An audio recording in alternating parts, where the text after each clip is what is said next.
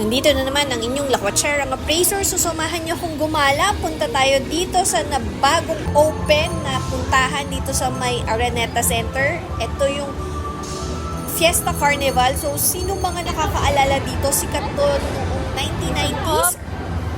Tapos, nagsara sila and then nag-open ngayon. So, ito ay dating Shopwise Mall na pinalitan na nila at ngayon ay Fiesta Carnival. So, maraming ino-offer na mini rides na mostly pambata.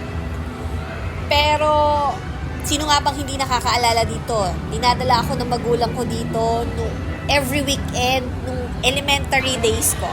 So, marami silang ino-offer na rides. Meron dyan mini bump car, mini go-kart racing,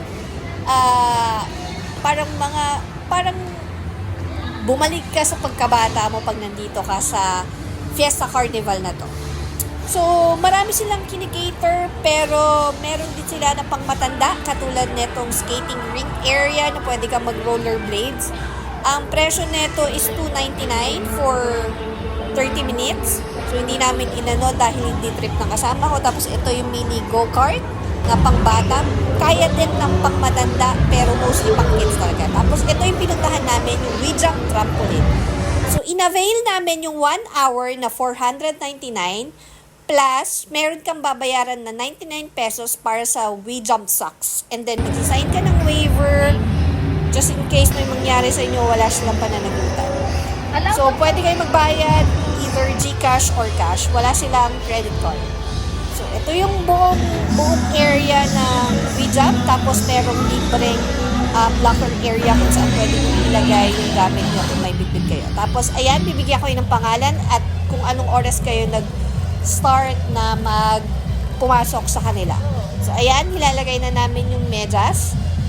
Yung kasama ko nag-avail ng ano bang tawag dyan? Yung lalagyanan ng cellphone worth 50 pesos. Kung isang oras kayo magtatalon-talon, 1 hour din yan.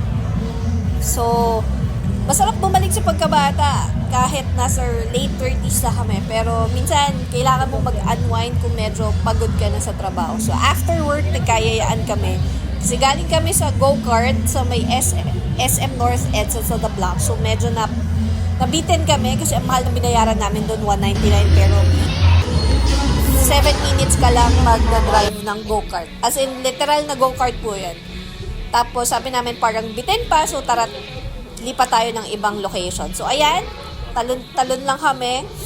Wala ka masyadong gagawin dyan kundi tumalon lang. Para ka lang batang naglalaro talaga. So, ayan. Tapos ito, tinry ko yung free fall. Alam niyo naman, meron akong fear of heights. Pero, okay lang. Okay lang na ma-fall. Basta sa tamang tao. Charot. Pero, yun nga. Kung gusto nyo puntahan to, punta lang kayo ng Araneta Center. Either sasakay kayo ng MRT. And yung station na bababaan nyo is Cubao Station. Sa LRT naman, sakay kayo ng LRT and then baba kayo sa LRT Station sa Cubao.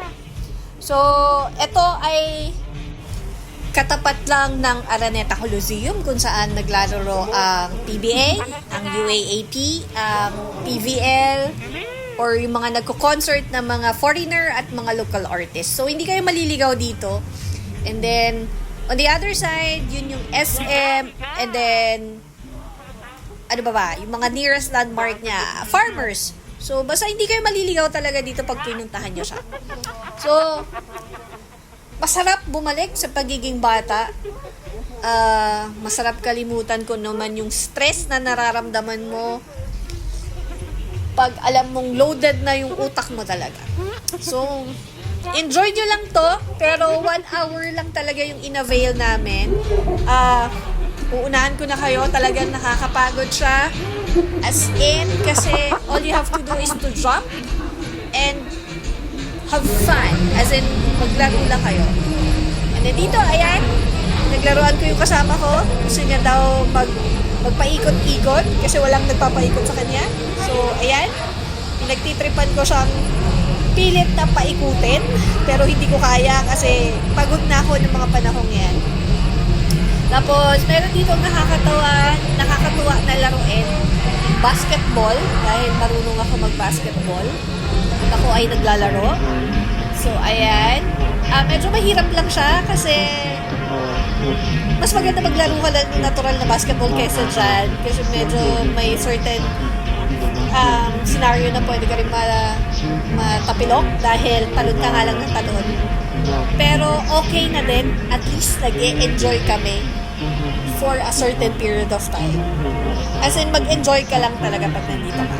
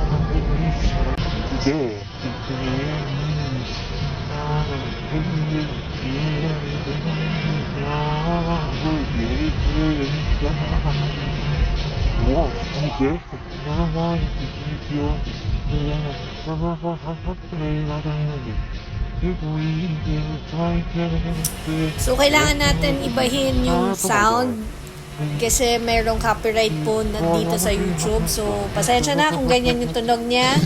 Pero kailangan lang natin gawin.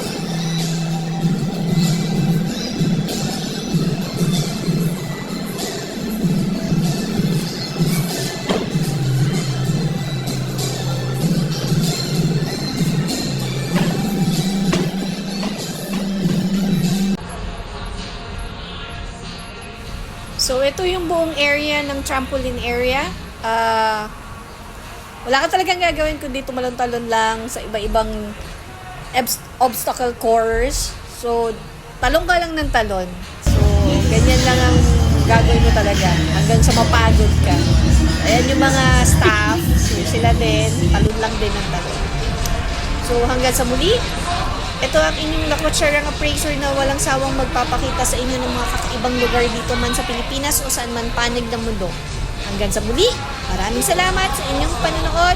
See you to my next adventure. Alam!